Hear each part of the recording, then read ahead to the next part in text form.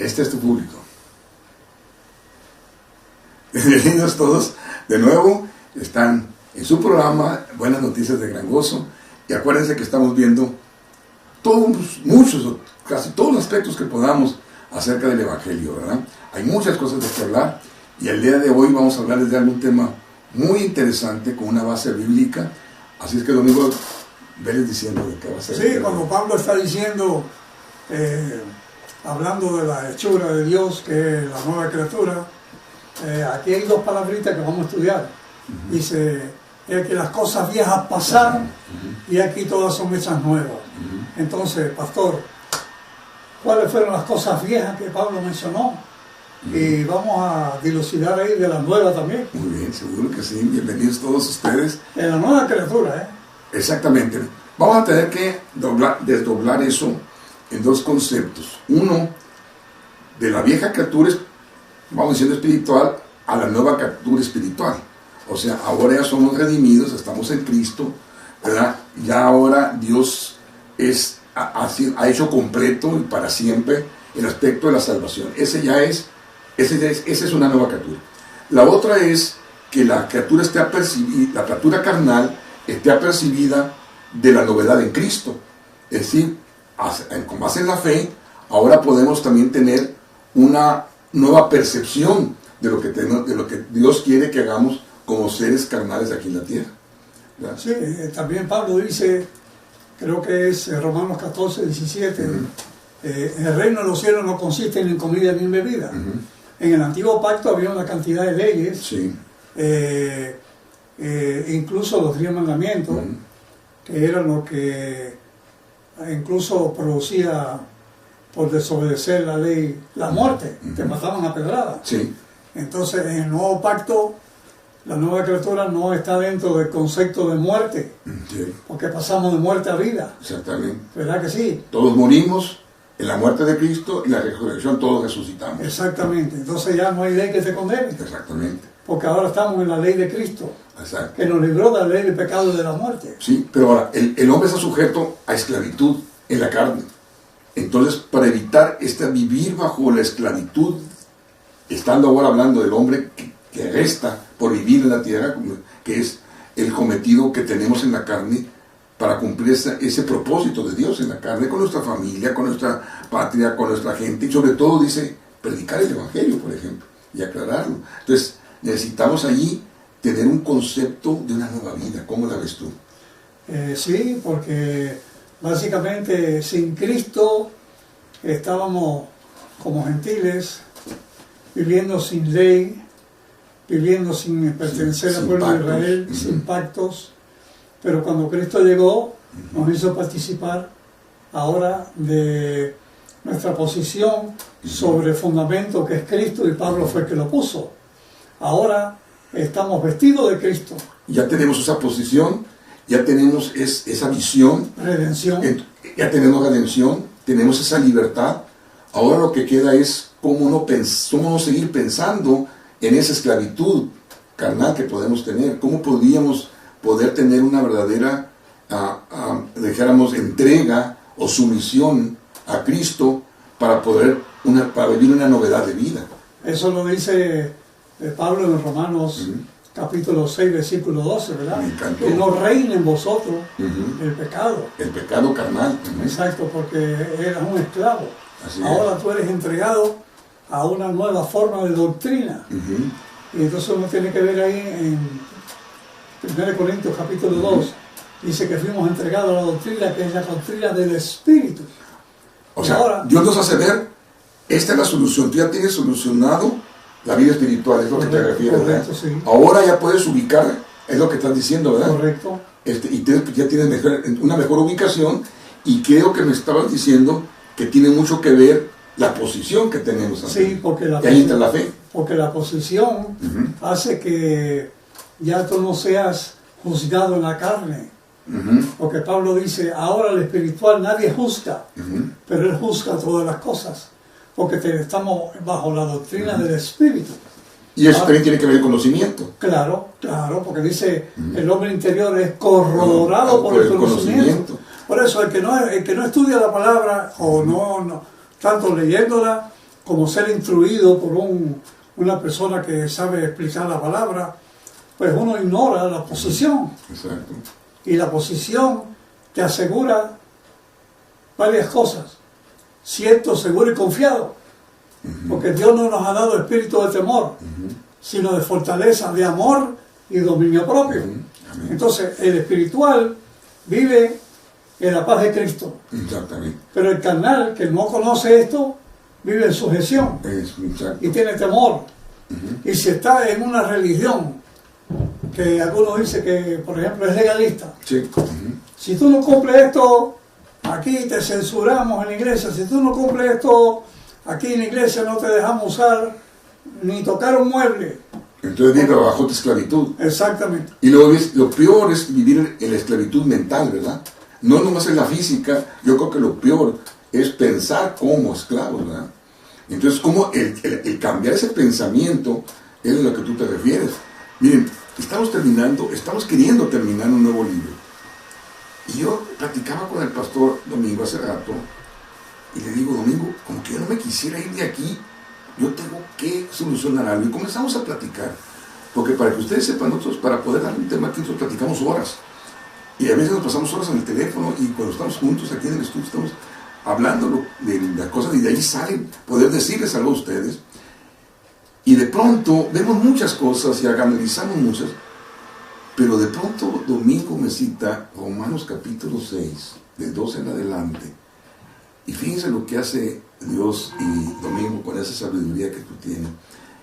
Y me abrió a exactamente ese capítulo, esa parte en la que queremos atravesar todo el conocimiento espiritual que tenemos, pero ahora llevarlo para poder vivir en el cuerpo carnal que Dios también tiene un propósito para nosotros.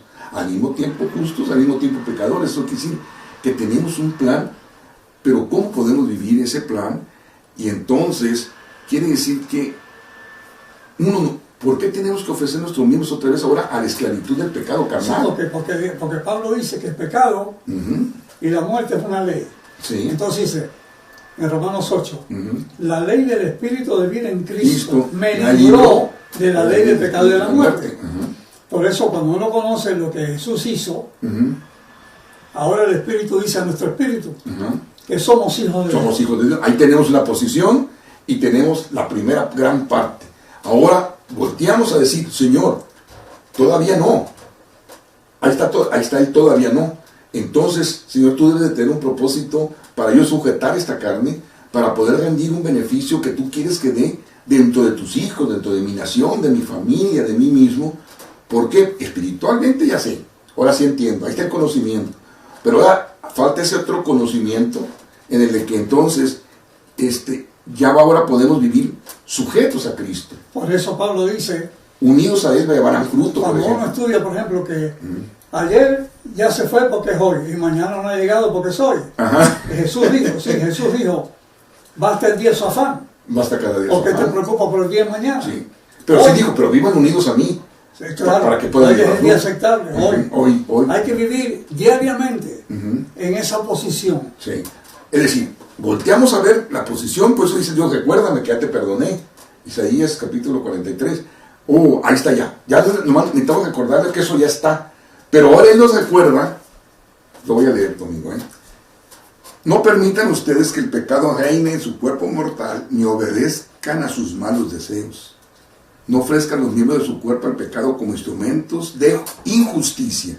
Al contrario, ofrézcanlos más bien como quienes han vuelto de la muerte a la vida, presentando los miembros de su cuerpo como instrumentos de justicia. Así, el pecado carnal, ya no tendrá dominio sobre ustedes, porque ya no están bajo la ley, porque la ley única hacía es señalar ese pecado y matarlos. Pero ahora ya tienen otro conocimiento, ¿verdad? Que ahora está el conocimiento de la gracia. Y al vivir bajo la gracia y tener el conocimiento de la gracia, de la que ya hizo perfecto y una vez y para siempre, entonces el conocimiento de mi gracia me hace recapacitar de ya, que entonces ahora sí, el pecado carnal no tiene por qué reinar en mí. Claro, pero sin embargo, fíjate, Pablo dice... Muy bueno, a mí me gustó mucho. No, mira, por eso fíjate, añadiendo un contexto, Pablo dice en Efesios 4:22, el cuerpo está viciado con deseos de engaño. Por eso dice, vela y ora. Exactamente. Entonces, como el cuerpo está caído, uno sabe que la ley del Espíritu de vida en Cristo me libró de la ley del pecado y de la muerte. Pero eso no te concientiza a ti si no te das cuenta que tienes que velar y orar. Sí, porque uno todavía vivo la aquí. ley sigue ahí. Ajá, la ley del pecado y de la muerte. ¿Por qué? Porque vivimos en un cuerpo carnal bajo un propósito de Dios. No vivimos bajo un propósito del diablo, ni mucho menos. Tenemos un propósito también en esta vida carnal. Pablo dice, ya me gustaría irme. No, pero tengo un ministerio que ejercer, dijéramos, ¿verdad? Tengo un llamado. Y fíjate qué interesante, porque esto me ligó a Romanos 11:29, y dice que Dios no quita sus dones, y el don de la salvación no te lo va a quitar, pero tampoco el llamamiento. Y tú y yo tenemos un llamamiento, como pastores, como siervos de Dios, un llamamiento, como siervos, ¿y entre quién? Entre los hijos de Dios aquí en la carne, para poder llevarles ese gran conocimiento del Evangelio, de la seguridad y también de vivir mejor, para que vivan una vida mejor entre ellos, entre su familia, entre la sociedad, entre todo, inclusive yo siempre hablo y incluyo a la patria, ¿verdad? Y porque tenemos un llamamiento para llevar el Evangelio y para llevar las buenas de Dios, para vivir una vida mejor también aquí en la tierra. Dice Pablo, no dejen vuestras congregaciones como algunos lo tienen por costumbre. Eso quiere decir que también eso tenemos que tomar en uno cuenta. tiene que estar asistiendo para la palabra que se preparó para dar. Y también está la humildad, ¿verdad? Para conservar la humildad. Claro. Sí. La oración. Jesús dice, creo que es Marcos 1:35, que aún siendo de madrugada se levantaba a orar. Sí. La oración, esa es una intercesión nada menos, es una entre la parte espiritual, Dios, y el hombre que pide por sus necesidades. Eso dice, ora para que no entre. Ora con toda deprecación y súplica del Espíritu. Y no tienen porque no oran. Exactamente. Por eso nosotros tenemos, como dice Pablo, orar sin cesar. Y dice, y la oración intercesora puede mucho. Tú sabes, no es oración como un rezo. No es repetir. Es una comunicación espiritual. Dice Pablo, con deprecación y súplica en el Espíritu. Oye, eso se va más lejos. Por eso la próxima vez les traemos una segunda parte. No se nos va a olvidar lo mismo que tenemos una continuación, porque a veces lo podemos incluir otro concepto. Pero los invitamos al segundo capítulo de esto, porque vamos a hablar, en el contexto que estamos haciéndolo, vamos a hablar de la armadura de Dios. ¿Qué te parece? Efesios capítulo 6. Vamos a hablar muy alrededor de eso, para que vean, porque el apóstol Pablo dice, vestido toda armadura de Dios para que resista en el día malo. Vamos a verlo próximo. Y para que ustedes se den cuenta que Pablo siempre hablaba de la parte espiritual del Evangelio, porque casi siempre al final de sus cartas, él siempre daba una madurez carnal, una madurez a la iglesia, una madurez cristiana, ¿verdad? Y de eso vamos a hablarles el próximo capítulo. Claro. Deseamos que tengan muy buen día, que sigan ustedes poniendo todas sus esperanzas y toda su mira en Dios, y acuérdense que Él espera eso. Acérquense a Dios sabiendo lo que son, teniendo un espíritu de lo que Dios ya hizo en ustedes. Eso le llamamos posición, y esa posición les va a llenar de gozo, y ese gozo les va a hacer cambiar su vida. Les aseguramos eso. Que Dios nos los bendiga ricamente. Los esperamos en el próximo capítulo de Buenas Noticias de Gran Gozo. Amén. Amén.